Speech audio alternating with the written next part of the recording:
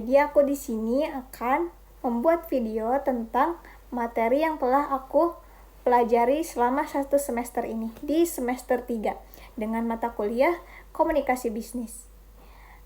Oke guys, langsung saja ke pembahasannya. Assalamualaikum warahmatullahi wabarakatuh. Perkenalkan, nama saya Yuyun Fatihatur Rohimah dengan NIM 61201230010. Program Studi Manajemen kelas RA1 semester 3 dengan dosen pengampu yaitu Bapak Muhammad Teguh Setiadi, SE, MM, CTMP, CMC, CPGAM, CPLM, CIB. Di sini saya akan mempresentasikan hasil materi yang telah dipelajari selama 1 semester. Oke, langsung saja ke materinya. Yang pertama ada komunikasi bisnis. Apa sih komunikasi bisnis itu? Komunikasi bisnis atau istilah komunikasi, communication, bersumber dari kata Latin, communication, dan bersumber dari kata komunis yang berarti sama.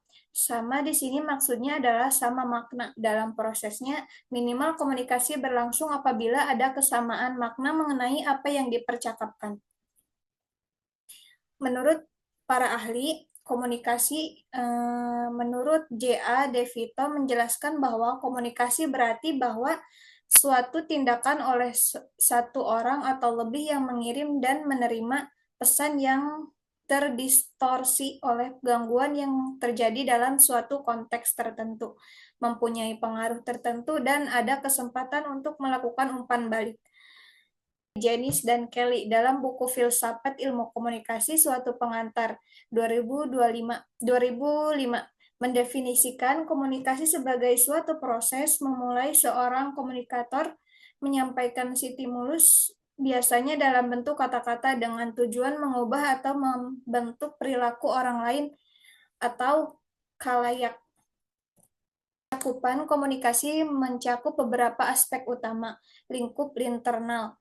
Yang pertama ada komunikasi vertikal, atas atau bawahan.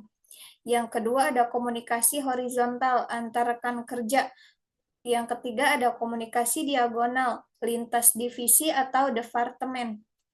Yang keempat ada komunikasi formal dan informal.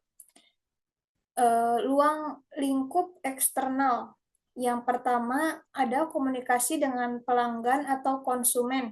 Yang ketiga ada komunikasi dengan mitra kerja supplier. Yang ketiga ada komunikasi dengan stakeholder. Yang keempat komunikasi dengan masyarakat umum. Selanjutnya media komunikasi. Yang pertama ada komunikasi lisan atau tatap muka, telepon. Yang kedua ada komunikasi tertulis, surat, memo, email. Yang ketiga ada komunikasi digital, chat, video, conference. Yang keempat ada komunikasi massa, media sosial atau website. Aspek komunikasi meliputi verbal atau kata-kata, nonverbal, gestur, mimik atau intonasi. Yang ketiga ada visual, gambar, grafik atau video. Ada yang terakhir ada simbolik, logo, warna, dan ikon. Selanjutnya ada bentuk-bentuk komunikasi bisnis. Yang pertama komunikasi horizontal, yaitu komunikasi antara karyawan dengan jabatan yang sama, baik di dalam divisi maupun antar divisi. Yang kedua ada komunikasi vertikal, yaitu komunikasi antara karyawan dan manajer, atau dengan posisi level yang berbeda di dalam perusahaan. Yang ketiga ada komunikasi diagonal, yaitu komunikasi antara orang dengan posisi atau level yang berbeda di dalam perusahaan, tetapi tidak secara langsung terkait. Yang keempat ada verbal, yaitu komunikasi yang menggunakan kata dalam bahasa, baik secara lisan maupun tulisan. Contohnya membuat dan mengirim surat pengantar barang, surat penawaran barang, atau surat konfirmasi barang. Yang kelima ada komunikasi tertulis, yaitu komunikasi yang dilakukan melalui email, pesan teks, blog post, surat bisnis, laporan, proposal, kontrak, atau deskripsi pekerjaan. Yang keenam ada komunikasi langsung atau tatap muka, yaitu metode komunikasi yang paling umum dan cenderung paling disukai. Yang ketujuh ada online conference, yaitu metode komunikasi bisnis lainnya. Yang selanjutnya ada penyebab kesalahpahaman komunikasi bisnis. Berikut ini penjelasan dan faktor-faktornya. Yang pertama ada pesan berantai, distorsi pesan saat melewati beberapa titik. Yang kedua ada gangguan fisik, hambatan fisik yang mengganggu proses penyampaian pesan. Yang selanjutnya ada pesan bermakna ganda, pesan yang memiliki lebih dari satu makna, saluran komunikasi yang tidak tepat, pemilihan saluran yang tidak sesuai dengan situasi. Yang keempat ada kurang memperhatikan pesan, kurangnya konsentrasi saat menerima pesan, komunikasi yang tidak etis, tidak memindahkan etika komunikasi bisnis. Selanjutnya ada informasi yang membludak, terlalu banyak informasi yang tidak diproses. Kesalahan dalam menafsirkan pesan, perbedaan dalam memahami makna pesan. Selanjutnya yaitu ada unsur-unsur komunikasi. Yang pertama, pengirim atau komunikator. Pengirim pesan atau komunikator adalah manusia berakal budi yang berinisiatif menyampaikan pesan untuk mewujudkan motif komunikasinya. Yang kedua ada penyediaan atau encoding. Pengertian dari penyediaan atau encoding adalah proses di mana komunikator mengemas maksud atau pesan yang ada dalam benak dan hatinya menjadi simbol-simbol, suara tulisan, gerak tubuh, dan bentuk lainnya untuk dapat dikirimkan kepada komunikan. Yang ketiga, pesan atau message. Pesan atau message merupakan informasi yang akan disampaikan oleh komunikator melalui simbol-simbol saluran atau media. Media dalam ilmu komunikasi diartikan sebagai saluran sarana penghubung dan alat-alat komunikasi. Penyediaan ulang atau decoding. Penyediaan ulang atau decoding merupakan sebuah proses reaksi komunikan dalam menerima pesan dari komunikator, kemudian komunikan akan mengartikan atau menginterpretasikan simbol-simbol menjadi sebuah makna atau informasi. Yang keenam ada penerimaan komunikan. Penerimaan atau komunikan ini merupakan individu atau kelompok yang menjadi sarana komunikasi. Yang ketujuh ada umpan balik atau feedback. Informasi yang kembali ke komunikator atau pengirim dari komunikan atau penerima sebagai bentuk respon terhadap pesan yang diterima oleh komunikan atau penerima merupakan bentuk umpan balik atau feedback dalam proses komunikasi. Selanjutnya ada bentuk komunikasi. Yang pertama, komunikasi verbal merupakan salah satu bentuk komunikasi yang lazim digunakan untuk menyampaikan pesan-pesan bisnis kepada pihak lain melalui tulisan maupun lisan. Yang kedua ada komunikasi nonverbal, merupakan komunikasi yang berbentuk lambang-lambang seperti gestur, gerakan tangan, kaki, atau bagian tubuh lainnya. Selanjutnya ada bisnis dalam pandangan komunikasi. Pertama, komunikasi internal menghubungkan seluruh tim dalam organisasi. Komunikasi internal penting untuk menyampaikan visi, misi, serta tujuan perusahaan, sehingga semua anggota memiliki pemahaman yang seragam. Yang kedua, komunikasi eksternal. Di sisi lain, komunikasi eksternal melibatkan hubungan perusahaan dengan pihak luar seperti pelanggan, media, dan komunitas. Yang ketiga ada komunikasi pemasaran. Dalam bisnis, pemasaran tidak hanya menawarkan produk, tetapi juga menyampaikan pesan, nilai, dan manfaat produk kepada pelanggan. Yang keempat, ada komunikasi manajerial. Manajer melakukan keterampilan komunikasi untuk memimpin, memberi instruksi, dan memotivasi lainnya. Komunikasi krisis. Dalam situasi krisis seperti kegagalan produk atau krisis kepercayaan publik, komunikasi sangat penting untuk menangani persepsi negatif dan memulihkan kepercayaan. Selanjutnya ada komunikasi digital. Di era digital, bisnis juga perlu beradaptasi dengan platform komunikasi baru seperti media sosial, email, marketing, dan website. Selanjutnya ada manfaat komunikasi bisnis bagi perusahaan. Tujuan komunikasi bisnis, menyampaikan informasi kepada klien, kolega, customer, bawahan, dan penyediaan atau supervisor. Selanjutnya ada memberikan pengaruh kepada orang lain, memberi stimulus pada minat, memberikan pesan kepada masyarakat untuk melakukan pekerjaan atau tugas pemberian pendidikan tentang perilaku. Selanjutnya ada fungsi komunikasi bisnis. Yang pertama ada informatif, menyampaikan informasi tentang situasi dan keadaan perusahaan, target pasar, konsumen, pesaing, dan lain-lain. Yang kedua ada persuasif, mempengaruhi orang lain untuk melakukan apa yang diinginkan. Yang ketiga ada kontrol, mengatur dan mengawasi kegiatan dalam organisasi. Yang keempat ada emotif, meningkatkan penerimaan pesan melalui emosi. Yang kelima ada koordinasi, menyelaraskan kegiatan antara unit dalaran dalam organisasi. Selanjutnya ada umpan balik komunikasi bisnis. Yang pertama ada umpan balik langsung. Umpan balik yang diberikan oleh penerimaan pesan saat komunikasi tatap muka seperti melalui mimik wajah, ekspresi, dan bahasa tubuh. Yang kedua ada umpan balik tertulis. Umpan balik yang diberikan oleh penerimaan pesan dalam bentuk respon atau balasan ketika menanggapi pesan tertulis. Yang ketiga ada umpan balik tidak langsung. Umpan balik yang tidak langsung datang dari penerima atau sumber. Umpan balik tidak langsung bisa berupa komentar, email, atau informasi dari individu dalam organisasi.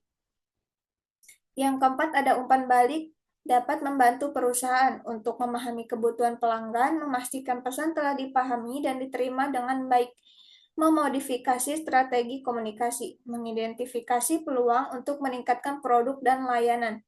Yang kelima ada umpan balik dapat berbentuk verbal, nonverbal, positif, negatif, netral, inferensial, langsung, tidak, serta internal dan eksternal. Selanjutnya ada faktor komunikasi, masalah dalam mengembangkan pesan. Yang kedua ada masalah dalam menyampaikan pesan. Yang ketiga ada masalah dalam menerima pesan. Yang keempat masalah dalam menafsirkan pesan. Yang selanjutnya ada cara memperbaiki komunikasi. Yang pertama ada menjadi komunikator yang baik, menyampaikan pesan dengan jelas dan efisien.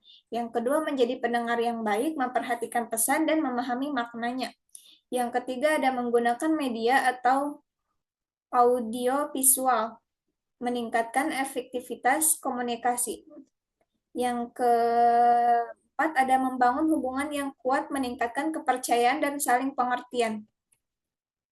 Selanjutnya ada komunikasi efektif dalam organisasi, membangun pola dan mengelola tantangan. Komunikasi dalam organisasi dapat diartikan sebagai proses penyampaian informasi, ide, dan perasaan di antara individu atau kelompok dalam sebuah organisasi. Pentingnya komunikasi atau komunikasi yang efektif memainkan peran penting dalam membangun hubungan yang kuat antara anggota organisasi. Yang kedua ada informasi yang jelas dan tepat sangat penting dalam mendukung pengembalian keputusan di tingkat manajemen. Yang ketiga ada komunikasi yang terbuka dan transparan memiliki dampak positif terhadap motivasi dan keterlibatan karyawan. Selanjutnya ada teori-teori komunikasi. Yang pertama teori transaksional menekankan bahwa komunikasi adalah proses dua arah di mana pengirim dan penerima saling mempengaruhi satu sama lain. Teori ini menunjukkan bahwa setiap individu dalam proses komunikasi memiliki peran aktif dalam membentuk hasil dari interaksi tersebut. Yang kedua ada teori interpersonal, menggambarkan bagaimana komunikasi berbasis hubungan dapat mempengaruhi kinerja tim. Kualitas komunikasi interpersonal termasuk kepercayaan, empati, dan dukungan dapat mempengaruhi dinamika tim, kolaborasi, serta pencapaian tujuan bersama. Yang selanjutnya ada strategi pengelolaan komunikasi bisnis. Yang pertama, pelatihan komunikasi. Mengadakan pelatihan untuk meningkatkan keterampilan komunikasi karyawan dapat mengoptimalkan cara mereka berinteraksi. Yang kedua ada penggunaan teknologi. Manfaat berbagai platform komunikasi digital untuk mendukung komunikasi yang lebih cepat dan efisien. Yang ketiga ada umpan balik yang konstruktif, mendorong budaya umpan balik yang terbuka untuk perbaikan berkelanjutan. Yang keempat ada peran kepemimpinan. Pemimpin yang efektif harus mampu menjadi komunikator yang baik, memberikan arahan yang jelas, dan mendengarkan pendapat serta masukan dari anggota tim. Selanjutnya ada hambatan komunikasi dalam organisasi. Kurangnya keterbukaan, ketidakmampuan anggota untuk berbagai ide atau kritik konstruktif dapat menyebabkan masalah dalam komunikasi. Yang kedua, perbedaan budaya. Dalam organisasi dalam keberagaman budaya, perbedaan dalam cara berkomunikasi bisa menimbulkan kesalahpahaman. Yang ketiga ada penggunaan jargon. Penggunaan istilah teknis yang tidak dipahami oleh semua anggota dapat menghambat komunikasi yang efektif. Yang selanjutnya ada solusi untuk mengatasi masalah komunikasi. Nah, yang pertama membangun budaya komunikasi terbuka, menciptakan lingkungan di mana anggota merasa aman untuk berkomunikasi. Yang kedua, mengadakan workshop mengenai komunikasi antara budaya untuk meningkatkan pemahaman dan keterampilan komunikasi.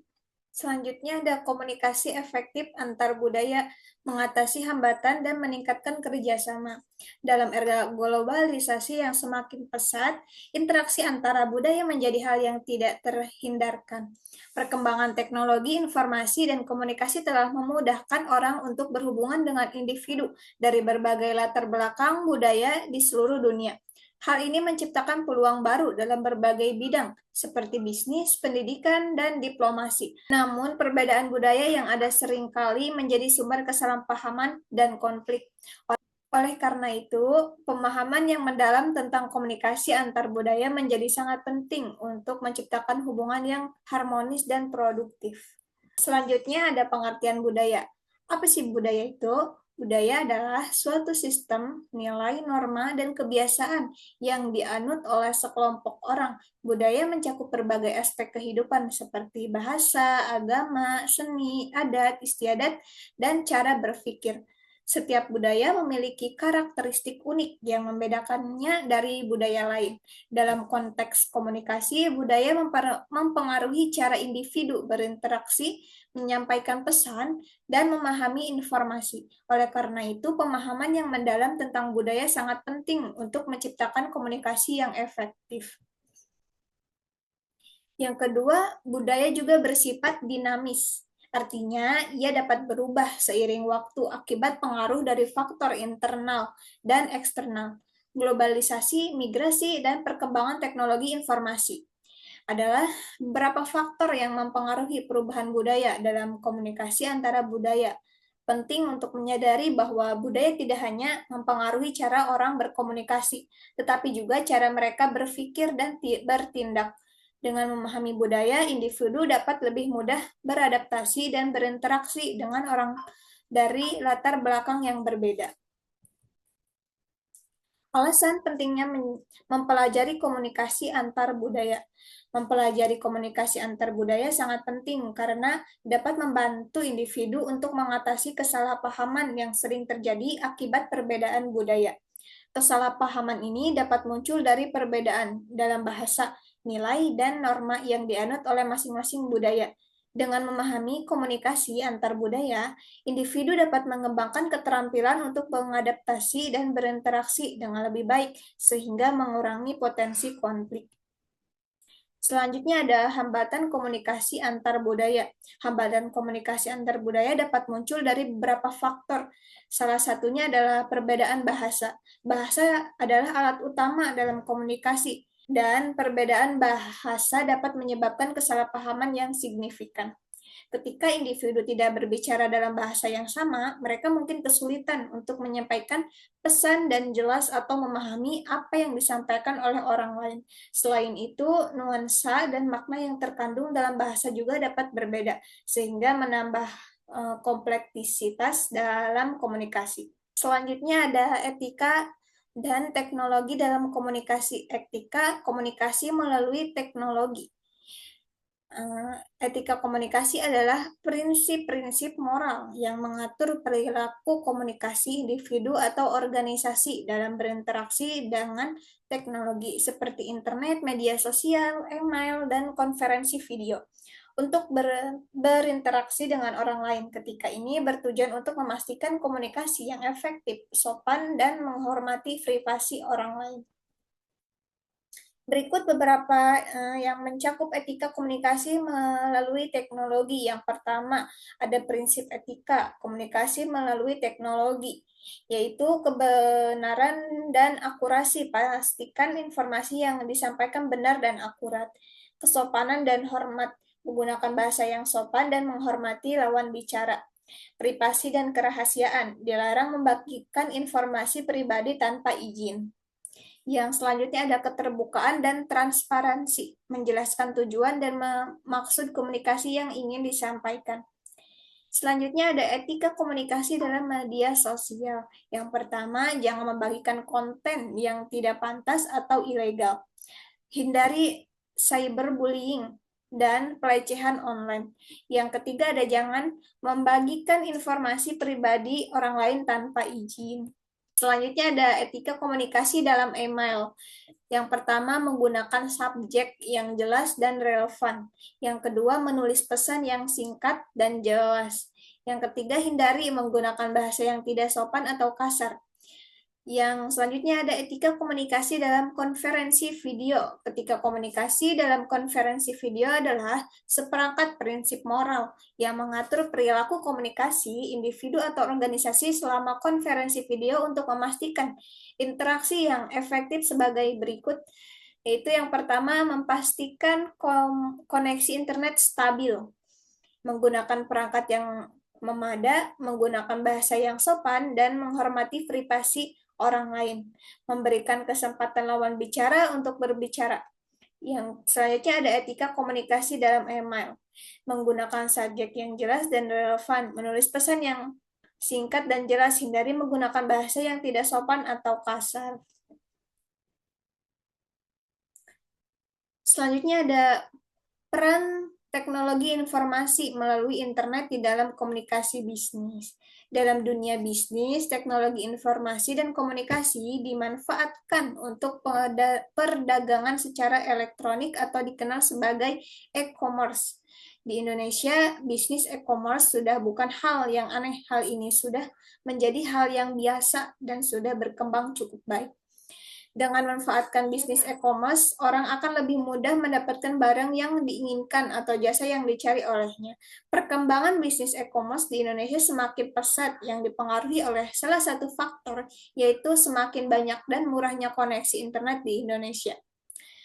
Yang ke-1, teknologi informasi dan komunikasi dapat memudahkan penyebaran informasi dan mampu mengembangkan bisnis online. Yang kedua, bisnis online banyak digemari karena fleksibilitasnya. Yang ketiga, banyaknya tenaga ahli dalam bidang teknologi informasi juga membantu menemukan bisnis online di internet. Yang keempat, koneksi internet yang semakin mudah dan terjangkau akibat kemajuan teknologi informasi menyebabkan kemakmuran di bisnis online. Selanjutnya ada etika komunikasi dalam menggunakan media sosial.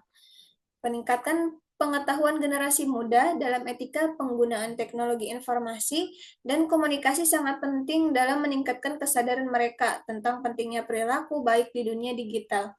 Berikut beberapa cara untuk meningkatkan pengetahuan tersebut. Yang pertama, meningkatkan kesadaran. Yang kedua, mengembangkan keterampilan. Yang ketiga, menciptakan lingkungan yang mendukung. Selanjutnya ada pusat bisnis dan surat bisnis. Apa sih pusat bisnis itu? Pusat bisnis adalah wilayah perkotaan yang menjadi pusat kegiatan ekonomi, keuangan, dan bisnis suatu kota. Sementara surat bisnis adalah dokumen tertulis resmi yang digunakan untuk berkomunikasi dalam urusan bisnis. Pusat bisnis, sebuah pusat bisnis atau dikenal juga sebagai distrik bisnis adalah wilayah di sebuah kota yang didedikasikan untuk kegiatan bisnis dan komersial. Berikut adalah beberapa poin penting mengenai pusat bisnis. Yang pertama, fungsi utama, yang kedua, lokasi strategis, yang ketiga, ekonomi dan komersial, yang keempat, inovasi dan jaringan. Yang kelima, ada lingkungan dinamis. Selanjutnya itu surat bisnis. Apa itu surat bisnis? Surat bisnis adalah jenis surat yang memiliki fungsi sebagai alat komunikasi tertulis untuk berbagai tujuan bisnis dan dunia kerja. Tujuannya pun bermacam-macam, melalui dari undangan, kesepakatan, informasi, pernyataan, dan lain-lain. Jenis-jenis surat bisnis. Surat bisnis terbagi menjadi dua bagian, yaitu formal dan informal. Tujuan surat bisnis yang pertama menyampaikan informasi. Surat bisnis digunakan untuk memberikan informasi penting kepada pihak lain, seperti laporan, pengumuman, atau berita terbaru berkait perusahaan. Yang kedua, menjalin kerjasama. Surat ini sering digunakan untuk menjalin atau memperkuat hubungan kerjasama antara perusahaan, klien, atau pemangku kepentingan lainnya. Yang ketiga, ada permintaan dan penawaran. Surat bisnis juga berfungsi untuk mengajukan permintaan atau penawaran produk dan jasa, baik dari pihak penjual maupun pembeli. Yang keempat, ada pernyataan resmi. Surat bisnis dapat digunakan untuk menyampaikan pernyataan resmi seperti keputusan perusahaan, kebijakan baru, atau klarifikasi mengenai suatu isu. Yang selanjutnya ada dokumentasi. Surat bisnis berfungsi sebagai bukti tertulis yang otentik yang dapat digunakan untuk referensi di masa mendatang seperti dalam perjanjian atau kontrak bisnis. Yang keenam, ada menjaga hubungan pelanggan. Surat bisnis juga berperan dalam menjaga hubungan baik dengan pelanggan, misalnya melalui ucapan terima kasih atau penawaran khusus. Bentuk surat bisnis. Yang pertama ada kepala surat atau letterhead. Nama perusahaan, nama alamat lengkap, nomor telepon dan email.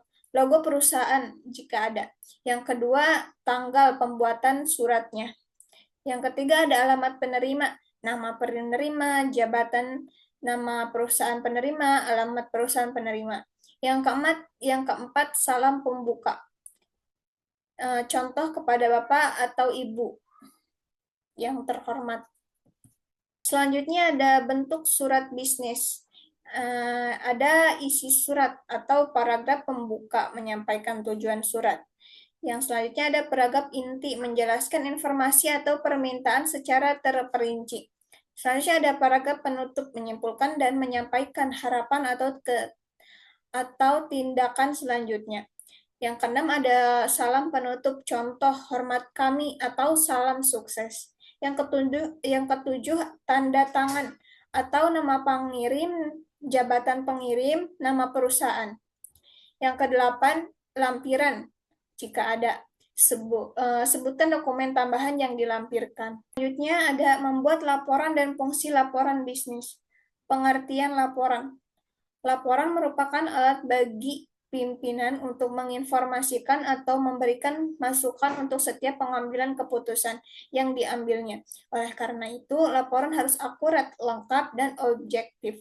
Dalam prakteknya, laporan dapat sebuah dokumen yang merupakan produk akhir dari suatu kegiatan berdasarkan definisi dan pengertiannya. Selanjutnya ada tujuan laporan. Dalam dunia kerja, laporan berfungsi menghubungkan antara pihak pembuatan laporan dan pihak yang membaca laporan. Laporan digunakan secara intern dalam suatu perusahaan untuk melaporkan perkembangan aktivitas perusahaan. Di samping itu, laporan juga digunakan sebagai sarana komunikasi dengan pihak luar. Beberapa laporan berfungsi sebagai catatan tetap dan bisa juga berfungsi sebagai jawaban atau pernyataan yang diajukan untuk memecahkan suatu permasalahan. Fungsi laporan yang pertama, pertanggungjawaban dan pengawasan. Yang kedua, penyampaian informasi. Yang ketiga, bahan pengambilan keputusan. Yang keempat, sebagai salah satu alat untuk membina kerjasama, saling pengertian, dan koordinasi dengan bagian unit lain. Yang kelima, ada sebagai salah satu alat untuk memperluas ide dan tukar-menukar pengalaman. Ya, selanjutnya ada syarat laporan. Agar laporan yang dibuat dapat dengan mudah dibaca dan dimengerti, maka laporan tersebut harus memenuhi syarat-syarat sebagai berikut. Yang pertama, laporan harus benar.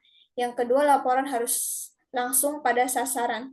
Yang ketiga, laporan harus lengkap. Yang keempat, laporan harus tegas dan konsisten. Yang kelima, laporan harus tepat pada waktunya. Yang keenam, laporan harus tepat penerimaannya. Selanjutnya, membuat laporan bisnis yang baik. Meskipun suatu laporan memiliki berbagai variasi atau jenis, paling tidak laporan bisnis yang baik mencakup 3 hal, yaitu informasinya akurat, yang kedua isinya menunjukkan suatu pertimbangan penulisan yang baik, yang ketiga format, gaya, dan organisasinya sesuai dengan kebutuhan pembaca. Selanjutnya ada penggolongan laporan bisnis. Laporan bisnis dapat digolongkan ke dalam berbagai cara berfungsi subjek, formalitas, keaslian, frekuensi, dan jenis atau penampilan, pelaksanaan proyek, dan pelaksanaan pertemuan. Masing-masing penggolongan tersebut dapat dijelaskan berikut ini. Yang pertama, menurut fungsinya. Menurut fungsinya, suatu laporan dapat dibedakan apakah untuk memberi informasi atau untuk analisis. Yang kedua, menurut subjeknya. Menurut subjeknya, suatu laporan dapat dibedakan menurut dari departemen mana suatu laporan itu diperoleh.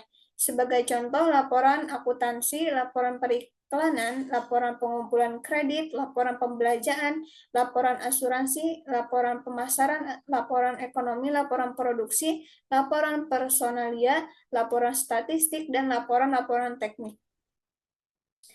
Menurut formalitasnya, suatu laporan dapat dibedakan atas dasar apakah formal atau non-formal. Dan menurut keasliannya, suatu laporan dapat dibedakan atas dasar otoritas atau sukarela dan publik atau swasta. Menurut frekuensinya, suatu laporan dapat dibedakan atas dasar apakah secara berkala atau khusus. Menurut jenis atau penampilannya, suatu laporan dipengaruhi oleh formalitas dan panjangnya laporan. Menurut kegiatan proyek, dalam melaksanakan suatu proyek, terdapat 3 jenis laporan, yaitu laporan pendahuluan, preliminary repos, laporan perkembangan, progress repos, dan laporan akhir, finally repos. Selanjutnya, menurut pelaksanaan pertemuan.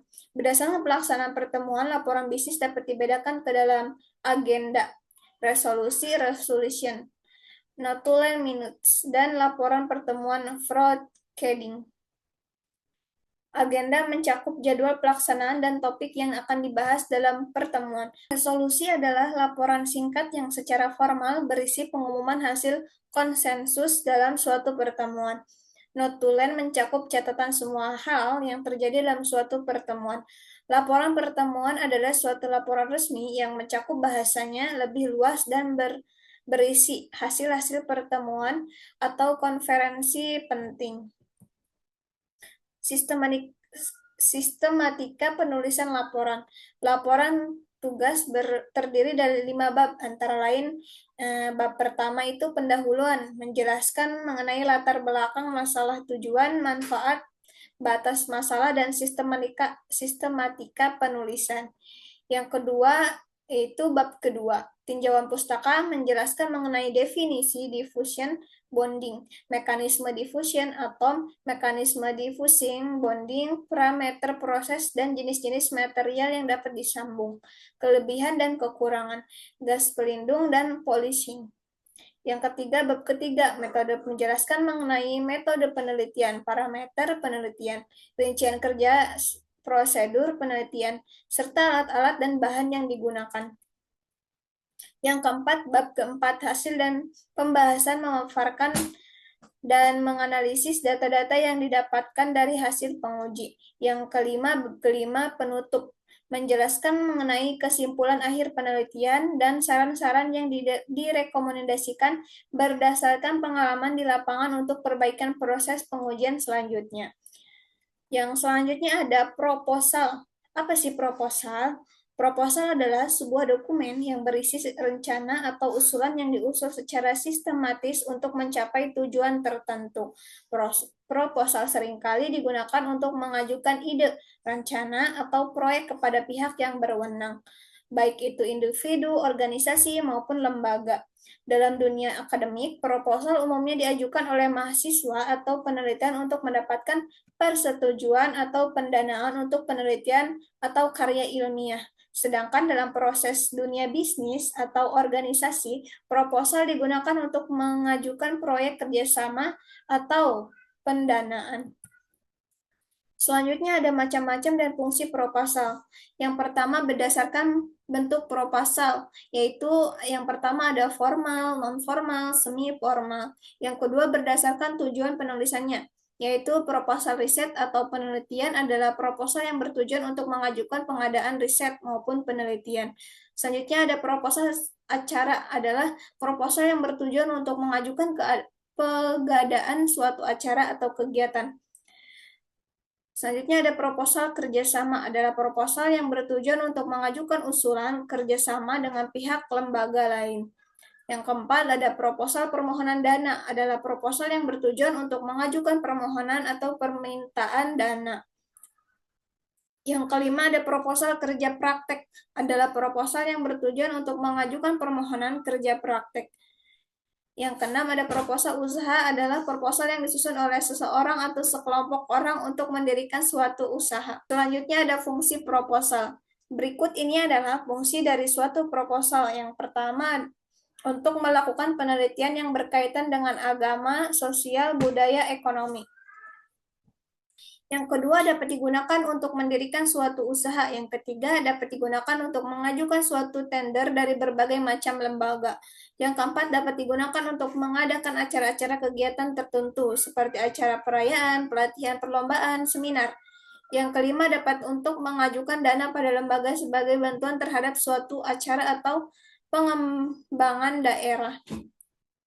Struktur proposal, yang pertama ada judul proposal, yang kedua latar belakang, yang ketiga nama kegiatan, yang keempat tema kegiatan, yang kelima tujuan kegiatan, dan yang keenam landasan kegiatan. Selanjutnya ada teknologi komunikasi. Apa sih teknologi komunikasi itu? Teknologi merupakan alat teknik atau cara yang dapat membangun manusia dalam melakukan pekerjaan, sehingga pekerjaan menjadi lebih ringan, lebih cepat, lebih baik, atau lebih banyak hasilnya.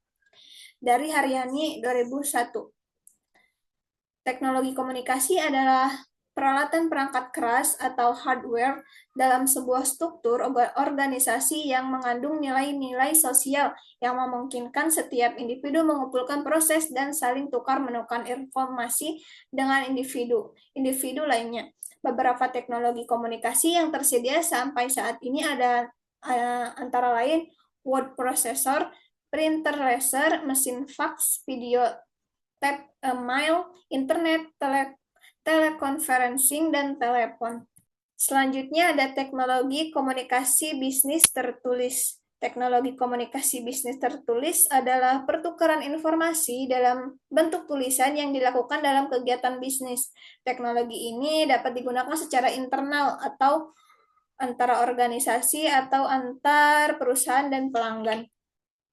Teknologi dalam komunikasi lisan.